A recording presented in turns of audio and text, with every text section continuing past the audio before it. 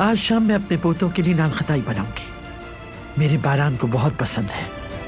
एक तरफ कहते हो कि उनसे अलग नहीं रह सकते और दूसरी तरफ तुम खुद ही अपने खानदान से फासले पैदा करते हो। जब वो हिजड़े नुकसान पहुंचाना शुरू करते हैं तो उन्हें काट देना भी जरूरी होता है।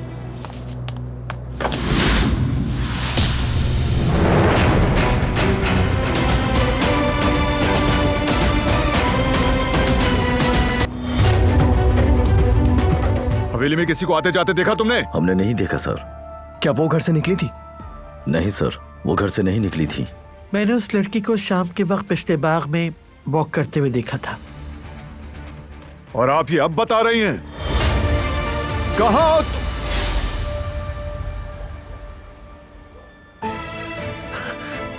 क्या हुआ है? आंखें खोलो, खोलो। वो कहानियां अधूरी जो न हो सके कि पूरी, उन्हें मैं भी क्यों सुनाऊं, उन्हें तुम भी क्यों